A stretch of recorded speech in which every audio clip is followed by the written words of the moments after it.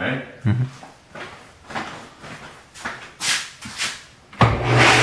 we're turning it on now. That's one system on. One button turns it on and then it turns itself off. Turn the other one on. Same story, one button. The button turns on the relay. Just the contact. Starts the pump up.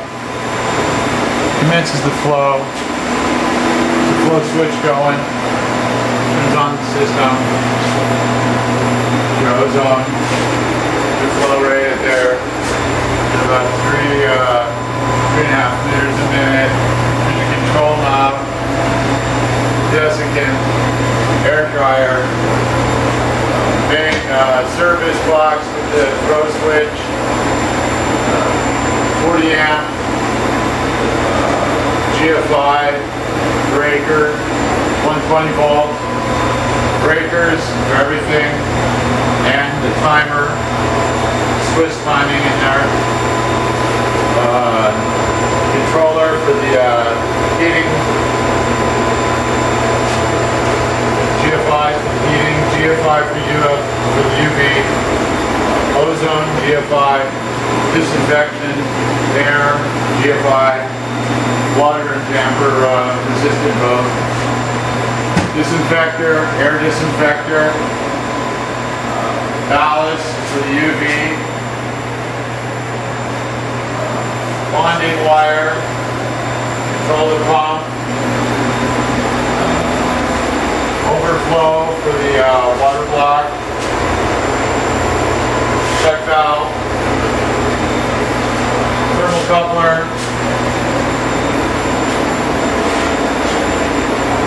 air intake, air out, injection for the ozone, glass catcher, UV,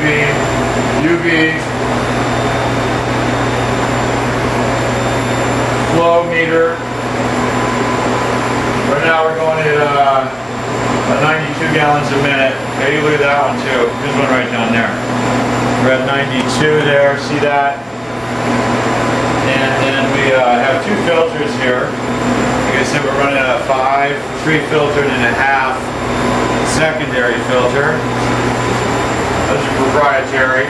Then here we have a port which we hook in our sensor for the ozone dissolve. We get our dissolved ozone by coming out of the port here through the sensor, and then we're able to determine the amount of cleaning time required in the cycle to achieve your 3 log kill.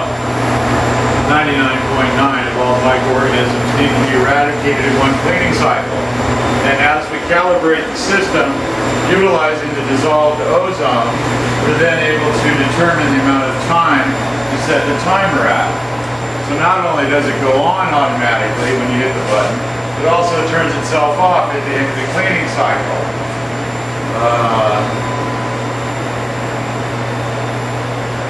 And I don't want to bore you with a bunch of other stuff. It's all bonded. Everything is, you know, built with the UL listing, and including it has sensors in the front. When you open the door, it shuts the whole thing off. You can't even get it to go. That was another safety addition that we did there to achieve the UL listing. A lot of other safety issues have been addressed as well. VGB compliance. The ability to remove the dead skin cells and hair that are floating on the top. These are this turbidity reduction. Like I said, the flow rate is very important too. You need to turn this stuff around. It's at 92 gallons a minute there. We're down to about 250 gallons in here. So as you can see, we're getting a good flow rate. We're getting a good speed of processing. Where then at the end of say 10 minutes, we have achieved the 3 log kill and then some. But this is safe. We're not using any chemicals here. There's no chemicals required in this system. The chemicals would work against us. We're cleaning the water and eradicating any kind of byproduct. We don't want any disinfectant byproduct. And also parasites. Parasites are very resistant resilient against chemicals, and this is why we're utilizing such an extraordinary UV system. There's a cryptosporidium situation, and you've got giardia. The chlorine, it takes forever to deal with these, in bromine and peroxide.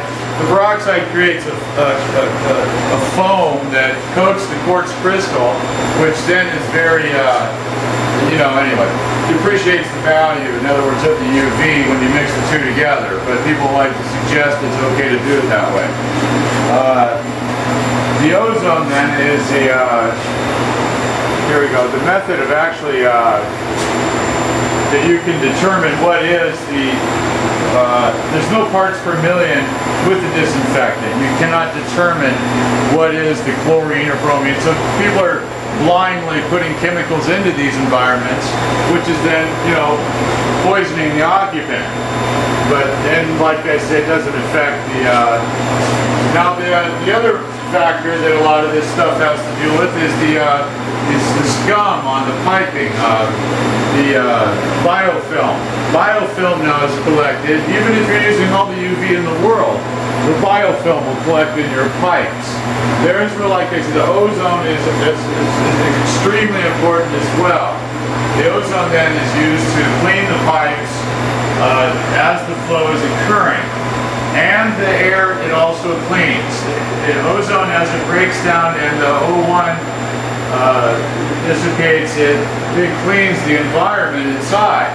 So during that cleaning process, not only is it disinfected the water, but then the air has been disinfected dramatically, even though we're also using a disinfection system specifically for the air to get the proper amount of air circulation. 10 rotations per hour is the code. But there you have it, just to let you see where we're at on this.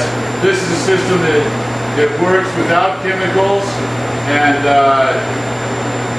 you will never need them, and it will never have a problem with contaminants building up, where you have to, I have to throw this stuff out now after a period of time because it's been accumulating more and more garbage each time you put another pile of junk in there to deal with the problem that shouldn't be there in the beginning.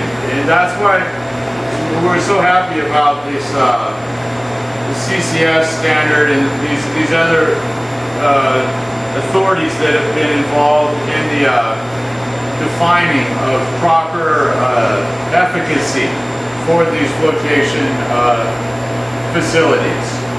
So anyway, that's that. Thank you so much.